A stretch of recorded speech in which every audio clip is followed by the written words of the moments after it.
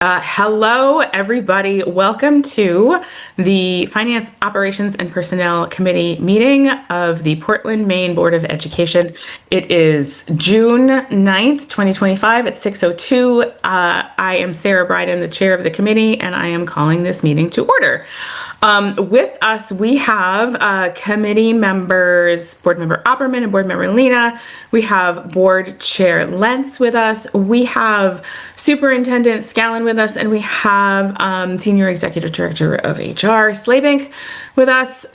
So we have a lovely group of people with which to go through our agenda. It is not an overly extensive agenda, but I trust it will be informative and productive. So I am switching between all of my tabs. Here we go. Okay. So we are going to talk briefly about the budget referendum that's happening tomorrow, and reminding people about that. We're going to do a year in review conversation. We're going to talk about looking forward to fiscal year 26.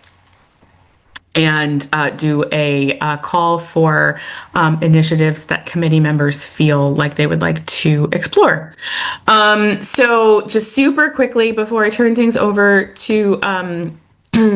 Scallon, just want to kick the conversation off with a reminder to everybody that tomorrow, June 10th, 2025, is the referendum on our school budget, reminding people to get to your polling place and vote in support of the budget so that we can continue the work of providing excellent education to the students of Portland. And Dr. Scallon, I will turn it over to you in case there's anything else on that you wanted to say, and also to move us through the agenda.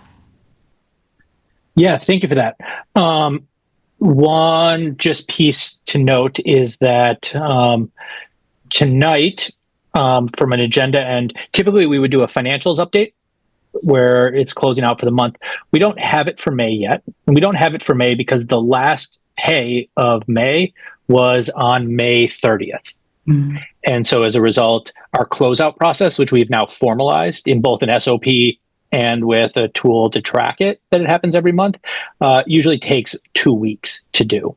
And so they won't actually finish closing out May until the end of this week. And so just for that reason, we don't have financials for that. But otherwise, let me start just on the election, not the election, but the budget referendum that is tomorrow. So I'm just gonna pull it up. So if folks are joining us for the first time and are curious what's in the budget, this first slide is just a reminder of what is there. And so the overall budget of $171.8 million is not just our local budget, but it also includes all of our title funding, grants, etc. It's been really finely tuned with extensive engagement from our community, staff, and school leadership. And that happened both in the fall and through this winter, and also through engagement with our finance committee, our school board, the city's finance committee, and the city council. And in every case, I know that it was unanimously approved. And I think because of the fact that it found that balance between being as fiscally constrained as possible, while also making the targeted investments that we need to continue to run the schools that we have. And so this budget includes targeted investments for music education at the high school level. And so adding one additional music teacher at Deering and one at Portland High School. It includes just continuing academic support and rigor at the middle school levels. It includes reading support at our elementary schools and having additional staff to support kindergarten literacy, because we know that if we make that investment early on, that it will pay off in the long run. And then last is around special education and district-wide costs there. This I'm going to go into further in the next slide. So at the time that we did the budget, before any of the reevaluations had been completed in Portland, we estimated that the proposed budget would raise the property tax by 5.33%, or 42 cents per $1,000 of assessed value. Since that time, all of the homeowners, I believe all of the homeowners in Portland have received an update from Tyler Technologies and from the city about their assessed values. And it has included what is adjusting the house to what they estimate to be its market value. And so oftentimes people saw pretty significant increases in their assessed value. That does not mean that their property tax will go up by a similar amount. So if you opened your letter and you were fortunate enough to see that the assessed value of your property went up by 40%, by 60%, it does not mean that you should anticipate that your property taxes will go up by that. And in fact, each scenario will differ based on the homeowner and their individual circumstances. And it's because of what it shows below, where it says calculation for property taxes. When the voters go to the polls tomorrow, and when the board approved and the city council approved, what everybody's voting to approve is what's labeled there as the tax levy. That's the total dollar amount that the school district has requested to run its programmings next year. And so that dollar amount of $127 million approximately is what is up for vote at the polls tomorrow. What then happens is the city will take, once that's approved, the city will take the total assessed value and divide that into the property tax to then determine what the tax rate will be that each individual will pay. The blue is the approved tax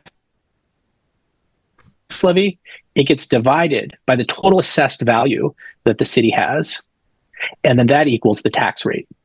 So that will determine exactly how much per $1,000 of assessed value that someone sees in their tax rate. And so as a result, the actual mill rate should go down pretty significantly because of the newer, higher assessed values. And so that means that if right now, currently this year, the tax rate was $7.88 for the school district per $1,000 of assessed value, next year, it will actually go down because the assessed value is going to be quite a bit higher. And so that's what's happening here. And so we share that, and I'd love to just see if there are questions from board members about that, just in preparation for questions you may get at the polls tomorrow about how assessed value will impact what people will actually see in their property tax. So I'm going to pull this down. Yeah, Board Member Lena, go ahead. Thanks. My question is just about timing, Superintendent. Do you know when that number for the mill rate will be released to the public? Yeah, so it always happens after the after the vote, and then after the city gets prepared to issue your tax assessment, it then does it.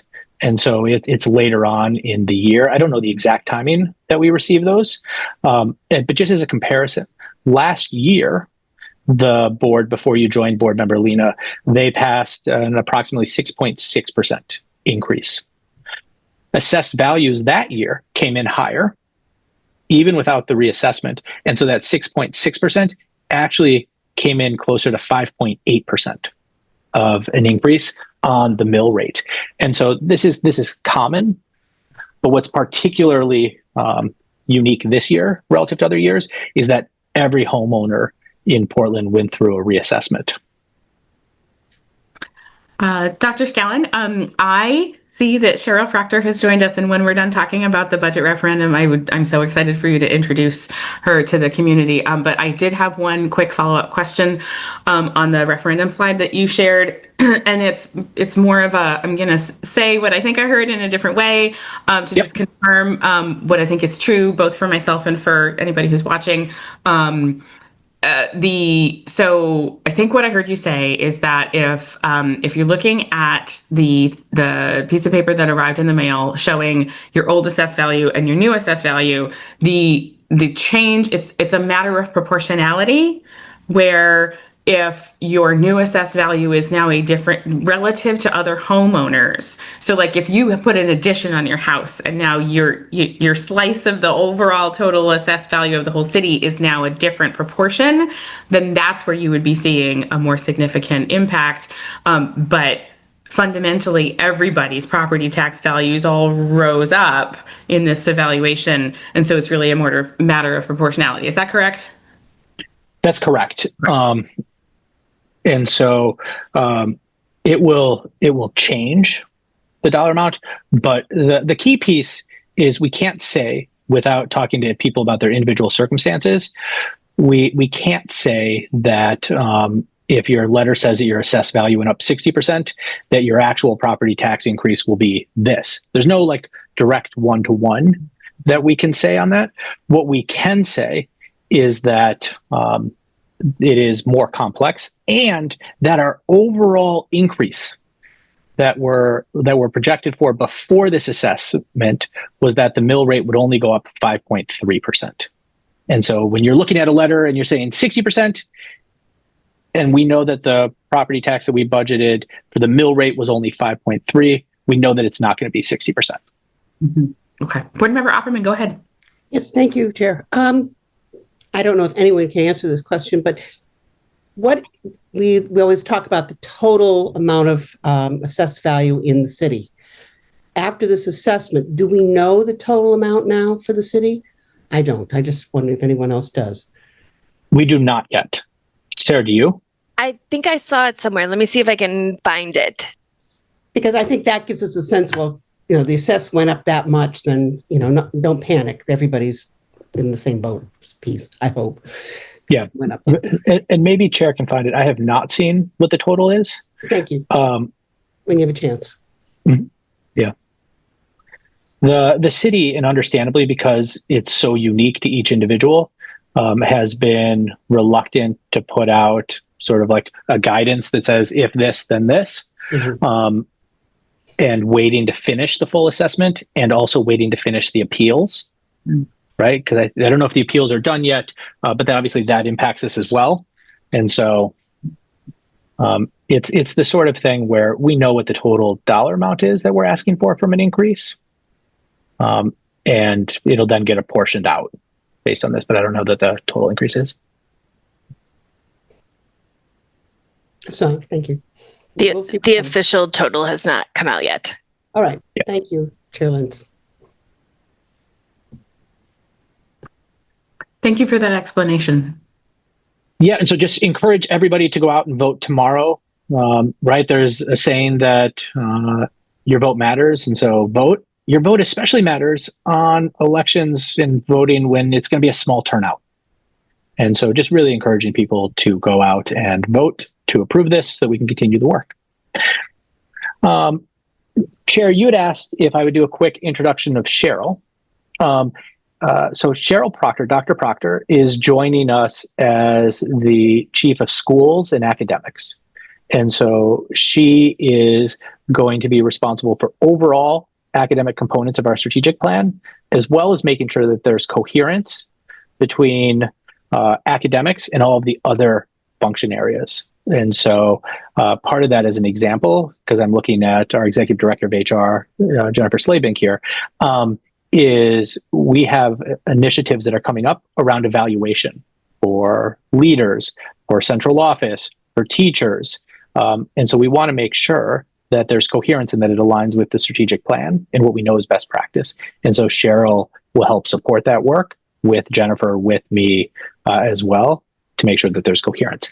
Cheryl most recently was the Deputy Superintendent in Portland, Oregon, for Portland Public Schools over there.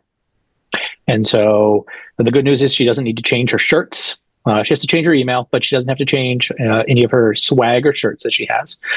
Before that, Cheryl's had a number of roles, including assistant superintendent. And back when she started, it was special education teacher. And so she really comes with a lens of an educator, and in particular with a focus around students with IEPs. Cheryl is joining. She joined on May 26th and has been working a hybrid for this month and is fully in person on June 20th. She's listening in today, but is driving. And so we will have her fully introduce herself at another one, but we don't want to lose her before she's fully here because of a car accident. So Yes. That's where she's at. Safety first, Cheryl. I fully acknowledge that you are driving and unable to speak, but I just want to welcome you to the district and to this Portland. I'm super excited for you to be on the team. All right, I'm going to pull back up the PowerPoint and share what we did. As I do that, one of the things that we wanted to do as we come to the end of the year, this is a time where we are doing reflection around our strategic plan and where we've made progress and where we need to adjust. And we'll be sharing that overall update relative to the strategic plan next week at our board meeting. We also have work that happens in all of our functional areas, including finance, HR, facilities, food service, et cetera, that they may not be an initiative in the strategic plan, but they're still essential work.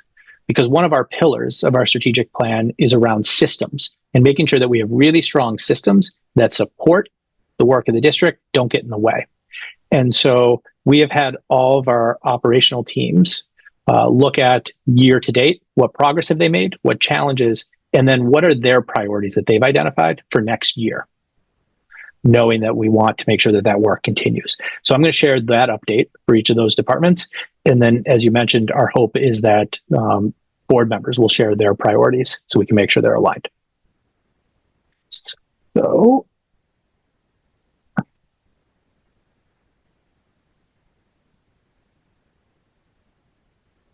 oh, it says it's paused. Hold on a second. Try this again. There we go. Can you see that? Great. Okay. So I'm going to walk through each department. For a change of pace, we'll have Jennifer jump in for hers. But excited to share just the updates on all of the work that has happened. So within facilities, so we have a work order system and we have better improved it, and we've used it to tag and make sure that we know exactly our assets around 700 HVAC units. This is particularly important as we take on HVAC this coming year. We've increased our project management capacity and our vendor management capacity by hiring a facilities manager. And this is, again, just to make sure that we're best utilizing all of the taxpayer funds and making sure that we're being as efficient as possible. And then we this year have had custodial floaters and flex positions that have allowed us to provide coverage. And we're continuing to revise that and make sure that we're having it be tight. Challenges that our facilities department has faced and that are continuing to work through is we've had some delays in the city's purchasing and legal department workflow. So especially when we're purchasing things that are from a capital improvement plan, from a SIP, we use the city to process it. Second is part of the reason that the custodial float and flex positions were so important is because we did have reduced custodial staff this year due to reductions in the FY25 budget. Facilities worked through having 4 or 5 staff that were out for extended periods of time. And we are working with our city around creating an MOU for this 4th bullet to make sure that we have detailed cost breakdowns for what's billed to PPS. But just like a credit to, our director, Tamara Sweeney, assistant director, Scott Watson over there for the work that they've done and the progress they've made. And I'm excited to share in a minute some of their plans for next year. Within finance, finance has been busy and just excited to share a number of progress. Some of the things at a high level we've talked about in terms of Maine PERS. And so this gets a little bit more into the weeds. So as you heard from our auditors, there were some concerns about internal controls and segregation of duties. These go back years, but they were still a concern. And so by the end of this fiscal year, so in June, all Munis and ADP permissions will have been reviewed to address audit concerns, and they've been separated out. And that's work that we're basically done with. But so that audit concern has really been addressed around that. Month, quarter, and year-end checklists have been created, and we have a project management tool to ensure that we're closing out effectively each month. And if we close out each month effectively, then we can close out a quarter, and then the end of year just goes smoother. We've worked on cash receipts, internal controls, and payroll policies that have all been drafted, and so we've seen significant progress in standard operating procedures in this area. And then we've seen quite a bit of systems improvement around payroll. and tickets and errors have been substantially reduced to really being, I would say, negligible. Challenges we talked about, just needing to address the audit. And then if you actually look at our finance team, our accounting manager is new this year. Heather Peters joined in October, and you've had an opportunity to meet her a couple of times, but just great to have her on. But her joining the team was new. Lisa Beck, who is our payroll manager, took that on in December. And Jim Niels, who is our purchasing manager, started with us a couple months ago. And so to make this progress, we're also bringing on a new team, and just seeing how well they have done is really a credit to them for gelling as fast as they have. Food service, another area where we have a new director and just like great progress. So Jen Montague joined the team, and she's done a lot of work to prioritize community engagement as she's thinking about goals, both for this year and for next year. And so you can see, and I'll skip reading all of them, but just the number of ways that she's engaged, from student surveys to having a parent advisory group around this. We've also seen improved menus and food quality, including more culturally diverse options. So we've talked about halal meals, but we also now have jerk chicken with plantains, chicken curry, a better pizza. So just that, and we see it paying off with an increase in the number of students that are eating our school meals. So just from last year to this year, there's been a 3% increase in student participation, which is netting revenue on the food side of $14K per month. And that goes right back into food service. Food service is self-supporting, and so it pays for itself. And so you just imagine that the more you increase students eating the meals, the more you have to be able to reinvest back in to great food. And so this is just one of those where the improvements pay for themselves. They've also done this while addressing some really old equipment and need to do replacements. And then it is a reshuffled leadership team there this year. So Dawn Hilton, who has been amazing and stayed on as the director there for 2 years, has slid back to her starting position around being the admin for that. Jen Montague is the head of food service as the food service director.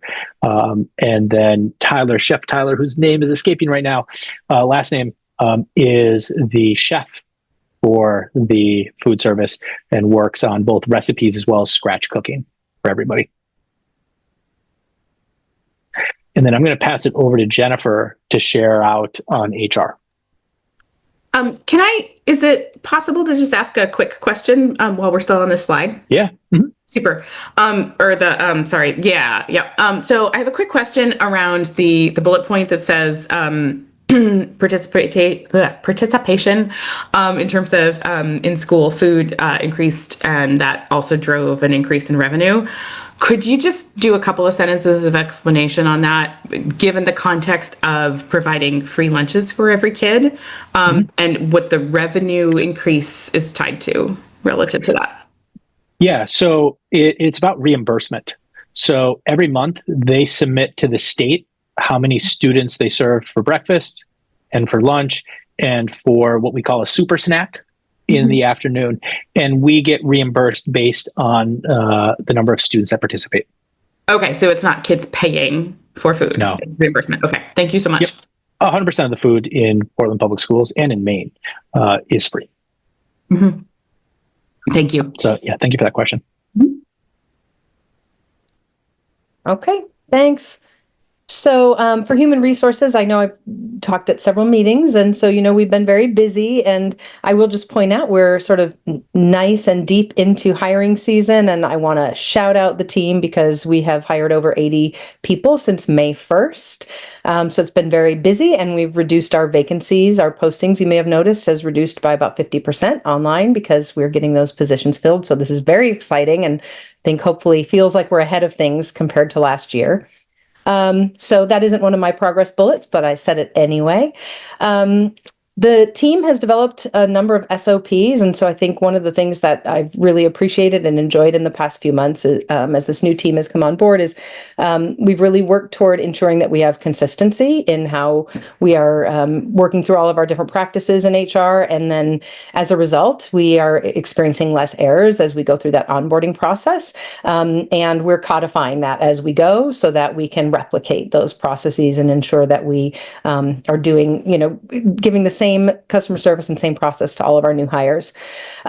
We've definitely felt like we needed to be more visible and get out there and help our staff to know that there's a lot of things we do in HR that I think sometimes people don't even know that we do. So we did some HR site visits, and that was really great. We didn't get quite to everybody, so we'll be doing more of that next year, but getting out and being present at school sites in order to be able to answer questions and help our employees with some quick hit items that maybe they needed a little support with. And also implementing a new HR newsletter going out monthly just to be able to have a way to connect with our staff and share some of the important things that are going on from our specific department. We're also working on leveraging ADP. So ADP does have a lot of digital processes that we have not been taking advantage of. We haven't been using. So we're gearing up to do those. We've been doing a lot of work in a test environment. And really, again, like huge kudos to the members of the team who've been piloting all of that in that test environment. But looking at having an onboarding experience that will be digital, as well as some employee document storage. And eventually looking to have our personnel files so that they're in a digital format and easily accessible to staff. Really looking at all of this in an effort to have an increase in transparency so that staff can know where to go to find any information about their own employment status, their lane and step, their salary, all those good things. There's the potential to have a lot of that, all of that in ADP. So we're going in that direction.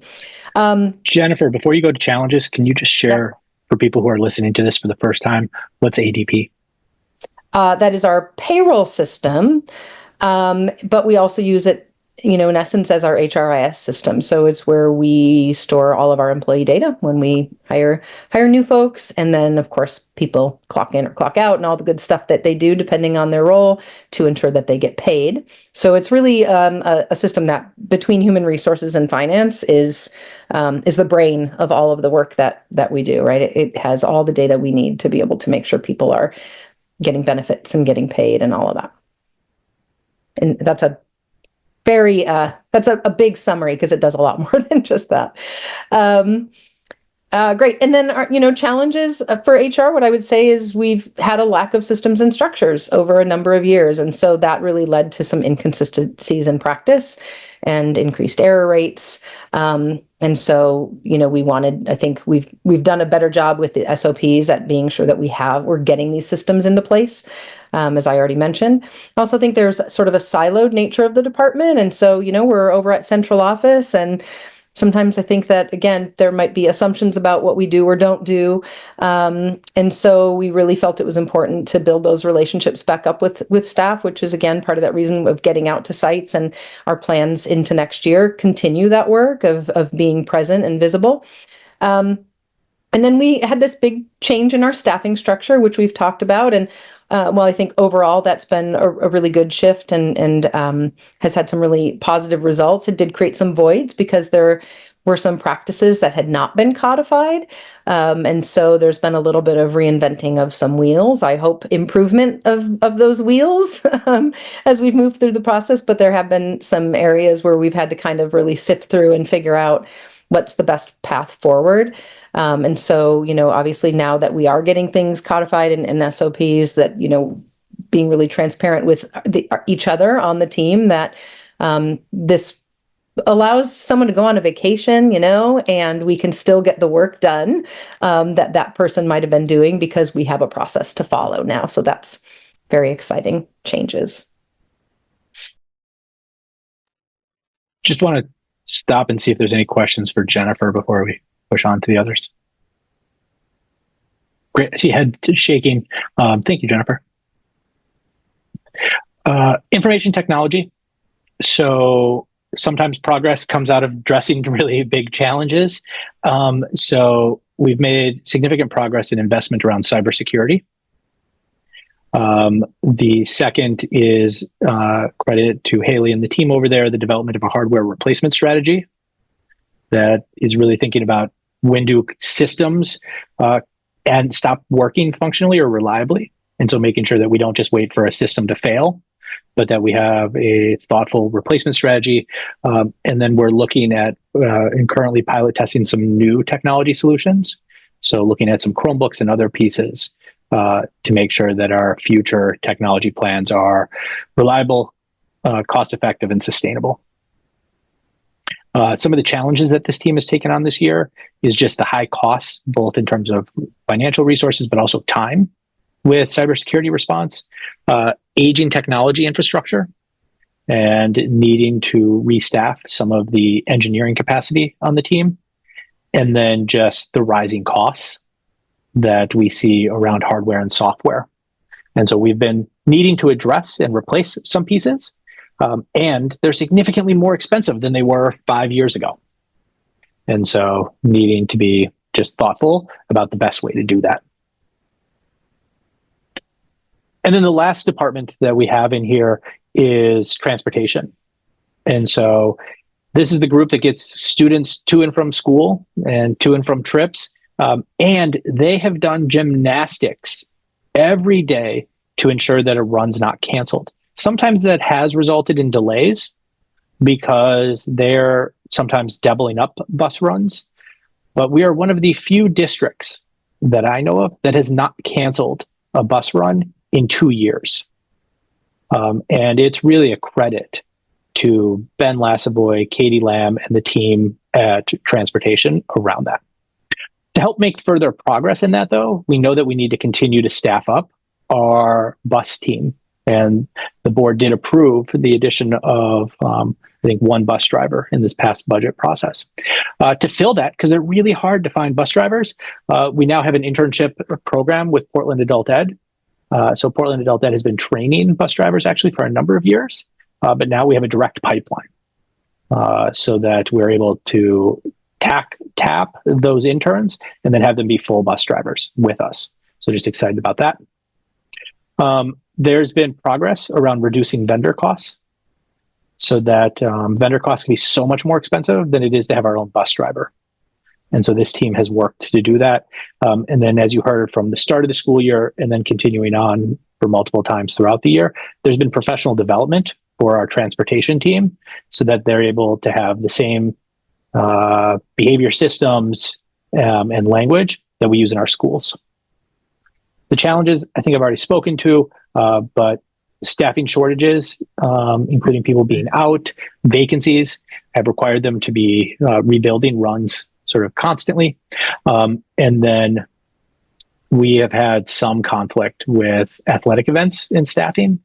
And so it's something that we're going to look to tackle next year to continue to drive down our vendor costs. Board Member Lena. Thank you. I had two things. The first one is a comment about transportation. I got to ride the bus a couple of weeks ago for a morning run, and the gymnastics that Superintendent Scallon was referring to was totally real that morning. The bus drivers were coming in saying, oh, my run was changed or this, but I just wanted to give a big shout out to them because everyone had a positive attitude and a smile and was ready to do the job, even though it was changing daily. And everyone was just really positive and just wanted the students to get to school safely. So that's awesome. I wish that it wasn't that way, that they'd have to be changing things all the time, but I really appreciate their attitude. I did have a question for the superintendent about the previous slide about the IT investments and changes. And my question was specifically about phone systems. I was wondering if you could talk about what the school department is doing to work on, making sure that we're not having phone blackouts on a regular basis. I know there was a conversation about, we're on Wi-Fi phones right now. Maybe there's something else that we're switching. So it all actually ties back to our servers. And a month or two ago, I shared that a typical layout and setup for servers in your back end of your IT looks like a grid. and looks like everything is nicely laid out and organized. And in Portland, right now, the setup has been that it looks more like a rubber band ball. And so, unfortunately, that means that sometimes when there's an update that would seem to be unrelated to the phones, like updating a switch in the back end or the city updating one of their systems, will actually trigger our phones to go down. And then it takes our engineering team to unwind that ball a little bit to get at it. And so there's a couple of things that we did in this budget to address that. So one is we split the IT team into two function areas. You can almost think of it as like the front of the house and the back of the house in the restaurant world. So the front of the house, we have a team that is IT technicians that are focused around making sure that teachers and schools have computers and devices and kids have devices to use. The back end is now led, or once it's hired, they're finalizing it right now. They just finished interviews, a engineering team that's led by an assistant director that is doing all of the system build so that this doesn't happen in the future.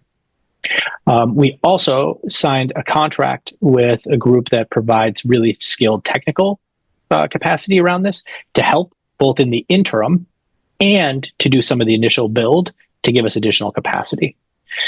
It's one of those unfortunate things where if you do things right and build it right the first time, you don't have these issues. And if you inherit or are working through it, it's harder to unwind it. And so that's what we're seeing here. As a follow-up to that, is it realistic to, I'm wondering when those investments might yield results, and I'm not sure if you're at a point where you could predict that. So I don't have enough at my fingertips to answer that really concisely. What I can do is I can get for the board and the public an update either tomorrow or at the 17th board meeting, because I know that Haley, who's the head of IT and data, worked on a contingency plan. So even as they're doing this work, that there's a plan so that we no longer have to have a message that phones are down because there is a backup. And so I just don't have that at my fingertips. And so I'd love to get that and have that shared in either the 10th or the 17th meeting. We can do that. That'd be great. Thank you. Also, Board Member Opperman, I saw you had your hand up, and do you still have it? It was just to piggyback on Board Member Lena's comment. I took a bus ride as well in the morning, and it was even with all the difficulties in the back, there were the smiles, the kids well behaved. It was very, very nice. So that was all. Okay. Thank you so much. Okay. We can move on. So this is actually the time where I just want to pivot and now share with you what the directors for the departments and executive directors are anticipating as their priorities and what they're planning around for next year. That is fantastic. Could you hit slideshow? Yeah. I was finding it on my screen at the same time. Okay, yeah. There we go. Perfect. All right. Thank you. So, yeah, of course. Thank you. So on facilities, I think this follows the theme that they identified from both priorities and challenges. So they're going to continue to deepen their vendor management and make sure that we are effectively managing all of our vendors because our vendors do a fair amount of work. And so tracking both their work overall, but also within our work order system. Second is every year we do capital improvements, and we also know that we want to be faster at going from the board approving a capital to actually seeing the work completed within our facilities. And so they have additional capacity to now do that so that we don't have money just sitting bonded without the work happening, but that it gets done faster. And then the third is just a note that we have a number of contracts expiring. And so we'll be going to bid and negotiating those to make sure that the work is exactly the work that needs to happen and at the best cost and service. And so you can see some examples, but snow removal, landscaping, custodial supplies, our safety equipment pieces are all going out to bid next year. So a pretty big piece of work for our facilities team. On finance, so finance has an initiative in our strategic plan that exists next year, which is around the equitable development of our budget and the use of resources. But there's also some pieces here that I just want to highlight. So one is we've had some challenges, not on the front end of payroll of people and how they get paid, but it takes a lot of work on our accounting team to go from payroll to posting it. And so we've done some work with both our payroll team and with our accounting team to make that work faster, that accounting work on the back end. And so that is happening. We, as we shared before, have done a bunch of work on SOPs. In August, we're doing a lot of training for our leaders and our school office staff around those SOPs and supporting them around the financial policies and procedures. And then third is, as our audit highlighted, not just the separation or segregation of duties, it also highlighted the need to have a different way that we do student activity accounts. Those are funds that schools will take in for things like field trips and other fundraisers that then sit at the school level. And for many years, there has not been a way to really effectively track that except at the school level. And so we're going to be bringing that in so that we have better visibility to monitor that. Purchasing cards is our credit card system. So our debit cards within the district, and just making sure that that's really tight as well. Food service, continue around food quality, efficiency, and data tracking. And so moving to some pieces that'll just help it be more efficient around online inventory, et cetera. Also recognizing the amount of work that they've taken on around a deeper, culturally expansive menu. They'll be doing a lot of work around team building and just continued training there. And then despite the fact that the federal government has eliminated some of the local purchasing funds, we as a district will continue to do local purchasing and sourcing of food because we know that it's important for health purposes. And you will also see continued work around scratch cooking, which is not just making centrally and sending out or making pre-made items, but actually cooking them ourselves, and some sustainability initiatives around recycling, et cetera. If you can hold on 1 second, a little volume miss over here. Give me 1 second.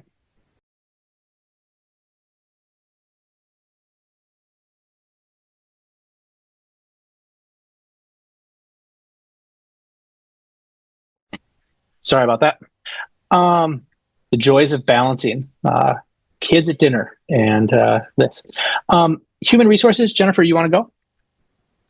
Sure, absolutely. So our priorities, well, you may already know that initiatives 1.1 and 4.1 from the strategic plan are already underway, and those will be sitting with HR. Although I do want to say that 1.1 is really a joint effort, working HR and Sarah Warren and the network teams sort of all together on 1.1. And then initiatives 4.2, 4.3, and 4.4 are all coming online in one way or another this year. So we've got our hands full in HR and just working to continue to strengthen all of our HR work, and specifically some of the areas around employee engagement and belonging and pathways and pipelines. Jennifer, before you go on, can you put words to 1.1, 4.1, 4.2? What are they? Oh my gosh, Ryan. Okay, I hope I can remember them in the right order. 1.1 is really looking at culturally and linguistically responsive teaching practices.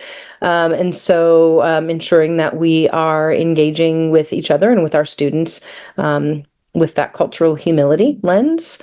4.1 is our vision of excellence. And so just ensuring, again, there was a statement that was drafted and revised and revised and revised, and a final statement at the end of pretty recently, the last couple of months. And so moving that work forward and continuing to ensure that all of our staff are aware of and aligned with that vision of excellence for our staff. 4.2, I hope I don't get them out of order, Ryan. 4.3 I'm going to skip to, which is onboarding, because I don't have it open in front of me, but 4.3 I believe is improving our onboarding practices. And I think that's one that I feel really confident. We're already well underway with that one. As I talked about earlier, with digitizing some of our processes and how we're storing employee documents and things, as well as looking at what our process looks like, just around bringing new people into Portland Public Schools and what that experience looks like for them. 4.4 is around evaluation. So I know Ryan talked about this a little bit earlier, but sort of the whole system-wide evaluation, but we are starting with central office and network teams, enrolling some evaluation practices out this year, and then we'll be continuing to revise the practices that we already had in place. And if I didn't get them out of order, 4.2 is around recruitment and ensuring that we are maybe going a little further afield in our recruitment efforts and looking at how we can try to engage and have a workforce that is more representative of the student population in our district. So I hope that I got them all right. 4.2 and 4.3, I'm worried that I switched the order up, but hopefully I didn't. Awesome. You did. Awesome. That was all from my memory. So that's what we've got going on for all of those. Lots of goals. And then, again, we talked about earlier, just really working on having our systems and structures tightened up and documented so that we really can, I tell the team, that whole series of books, whatever it is for dummies. So sorry, not if anyone's offended by the language, it's a whole series of books. But I said, I want us to have everything codified so that I can step in if there's something that needs support. Like I can step in and follow that plan and be able to do the work, and anyone could if we needed someone to step in and help support our practices. And then finally, just really ensuring that we are training pertinent staff around our different practices for efficiency's sake and for consistency throughout the organization. And, just so that we're all on the same page, and ensuring that our employees are trained too, because we get questions a lot of times just on things that might seem everyday simple, like ADP, but we work with ADP every day in HR. So ensuring that our employees understand how to access all of the functionality that they can so that they can see their own employment information. So just continuing to do some of that work around internal and outward-facing training and development. Thanks, Jennifer.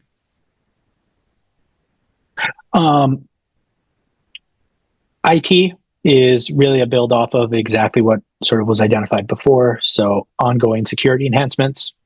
Not just this year they worked on the development of the hardware replacement system. Next year it's about executing it and putting it into place.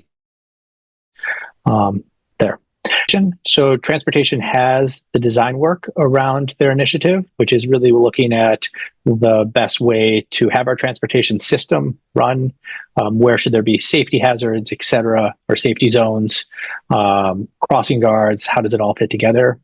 And so there'll be a huge design work around that this coming year, as well as community engagement. And then just continuing to drive down our cost of vendors, as doing things with vendors is significantly more expensive than using our own staff. And so those are the priorities that our operations team has identified for next year. So with that, I'm going to bring this down, see if there's any questions, and then hopefully hear from board members any priorities that they want us to emphasize, adjust, etc. Yes. Are there questions? Board Member Lena, go ahead. Thanks. I had a question for Director Slabink about HR practices, just about exit interviews. I know it's the end of the year. There are a number of people departing. And I think it's really important to have that information. So is there a practice in place? Is there a new practice in place that you're revising? Does everyone get an exit interview? Can you just talk about how that all works?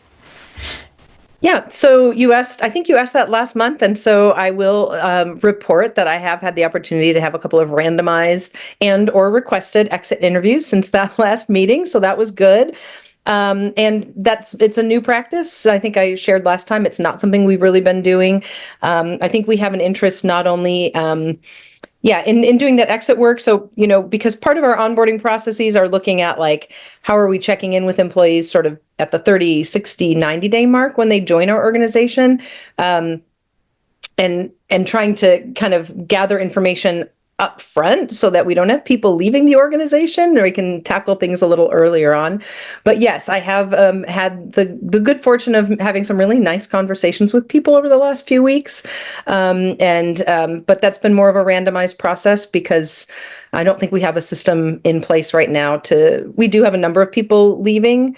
I don't think we have a strong enough system right now for me to meet with every single person who's leaving, but I have engaged in some conversations, and it's been helpful, been enlightening, and I've been able to share a little bit back with Ryan about one conversation that I thought, would be something he should know about, right? That because it's just important to the entire organization. So, yeah. So we're going in that direction. I appreciate that you brought it up, and we'll continue to work on that. I have a feeling you might drop that in the conversation as a goal. So I'll be ready for that.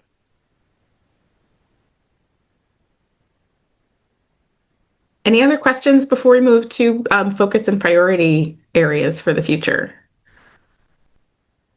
All right. So as Ryan alluded to, the next thing we're going to do is we're going to gather areas of priority or focus that board members want to see moving forward. Board Member Opperman, go ahead. Thank you, Chair. I've got a few different ones, and I try to tie them into strategic plan posts this year, as much as I could, because they're pretty general. And the conversation on cell phone situation has me tuned into technology, education, availability of technology, and use of technology wisely, and that sort of thing. So I was wondering if equity number 1.3, which is one of the equity ones, I believe it's on career readiness.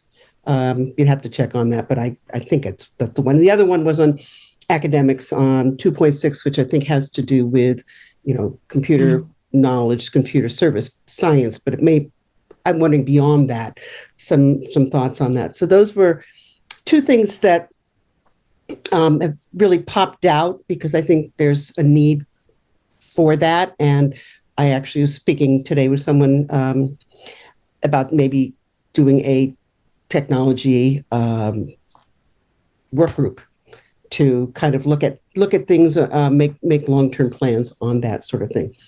And I think the other one had to do with transportation and checking to see on the middle school transportation situation, really looking at that a bit more. I am not pushing it hard at. I think it can work to have Metro, but to make sure it's thought through and that be something that we kind of work on.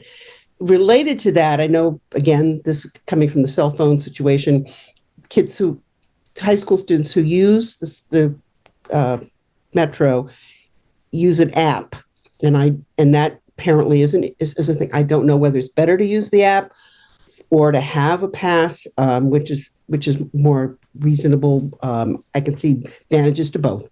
So that was something that, as in a general one, is communication on multiple levels throughout, whether it's within a building. The phone situation is one little thing, but I mean, just general communication, timeliness of communication, communication being more broadcast across the community. I get input as a board member from a couple schools and a couple PTOs. I don't know what's going in the other side of the world. I don't know what's going on at all the high schools. It's whatever shows up on Facebook, to be quite frank. And that it would be nice to have, certainly within the system, but more accessible to people who might, just kind of, oh, that sounds interesting to hear. So that's it. Kind of a lot. Thank you, Board Member Opperman. Board Member Lena, go ahead. Okay, thank you. Okay, so I have a few different things. Some of them are echoing what Board Member Opperman said, but transportation thing is specifically transportation to athletics. I had a parent bring up something about their child needing to coordinate rides daily from Casco Bay High School to get to, their team at Portland High. And so just kind of like creating systems that are more reliable than texting a friend, especially if cell phones are not going to be an option. Just figuring out like how do we get the kids from Casco Bay to their respective sports teams. I think that's an important thing to look into. Exit interviews is something I would like to have HR focus on. And something else that's come up during the cell phone discussions, two things. One is a need to invest in basic equipment for particular classes. One thing that came up was digital cameras for the digital photography class. That class has been run solely using cell phones. And then multiple students brought up things like calculators. There aren't enough calculators, so students use their phones. And even just generally, they said books.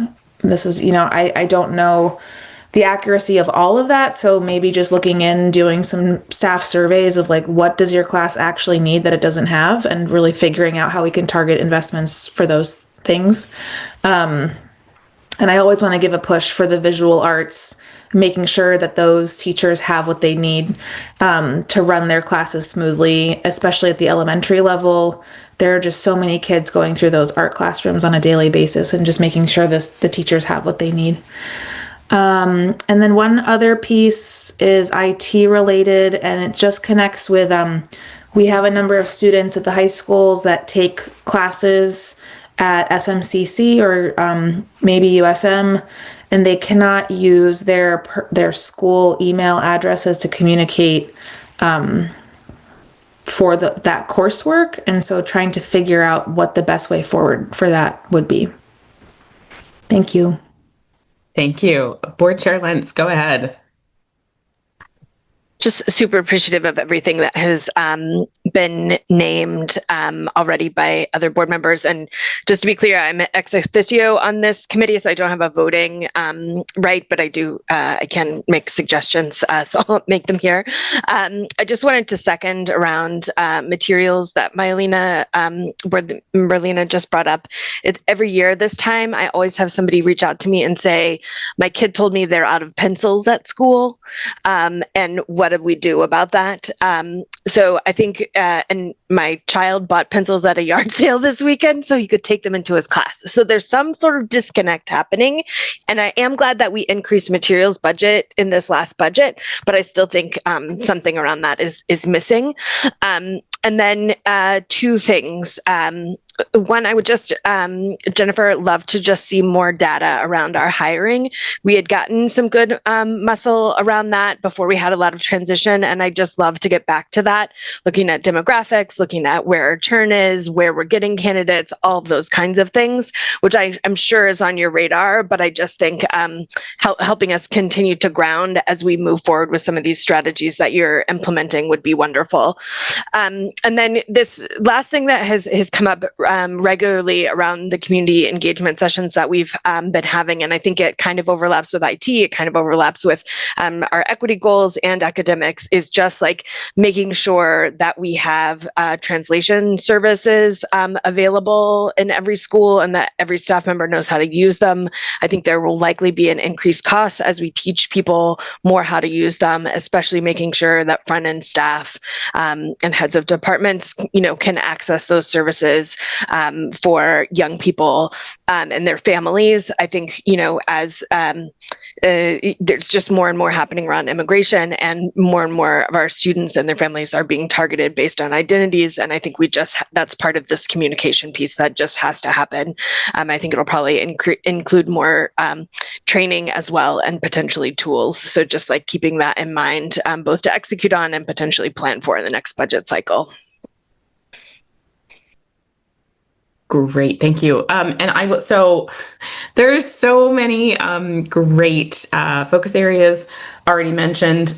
So much good work and opportunity ahead of us. I will just add, with respect to transportation, I've been in a number of conversations and meetings where we've talked about the the fact that middle schoolers need to walk potentially 2 miles to get to school. And no matter what happens with middle school transportation, I'd like to see us find a way to think about that differently. I'd also, just generally speaking, and it might actually dovetail with that conversation. I would love to see the transportation team. I know they are doing so much work, but in a perfect world, I'd love to see them look at ways to facilitate more pedestrian and bike commuting to school, and doing that in a safe way where kids at various grade levels can, walking school buses type thing. And related to that, in terms of operation investments, I'd love to see, nobody will be surprised to have me reiterate that whenever possible, I'd love to see the district make investments upfront that might yield savings in the long term in the areas of renewable energy, and being able to, just essentially like front load a cost, knowing that down the road costs will be lower and less volatile if we're able to make those investments. Let me see. I'm going to do a quick pause for questions or additional comments before I move us into public comment, which I forgot to do at the top of the meeting. Just a quick note that we will be doing that before we adjourn. Board Member Opperman, go ahead. I just wanted to jump into something that, again, came from thinking about communication and the front end people, the secretarial, the people that meet the public, meet the teachers, meet the parents and all, that they, particularly when we're moving in the cell phone direction, presumably based on tomorrow's vote, we'll see how things go, that we have, that we're really adequate, that so that it is not an additional strain, that the people there can do the job and do it well. That would be my other thing. Sorry. Thank you for that. And then Superintendent Scanlon, did I see your hand go up? Yeah, I was just going to say thank you for the list of priorities and suggestions. And just on the staff end, we'll commit to taking this back to the department leads, asking that they look at their plans for next year. And then we will be prepared in August when we kick off the new committees for the year, right? And get that started to be able to share out alignment around this so that we have a work plan for the year. So just really appreciate this. Wonderful. Thank you so much. I am now going to potentially move us into public comment if there's anybody that is looking to do that. If anybody who is attending online would like to give public comment, you can raise your Zoom hand. If that happens, what I'll do is I'll read the policies and processes for that. I'm not going to read them if nobody's going to give public comment, though. So just give a pause, and I'm seeing no Zoom hands, so I'm going to close public comment. And at this point, I would be looking for a motion to adjourn the meeting. Board Member Opperman, thank you. And a second from Board Member Lena. And we'll just do this visually, show of hands. Wonderful. It is unanimous. The meeting is adjourned at 7:05 p.m. Thank you very much for all of your wonderful conversation. Have a lovely evening. Bye-bye.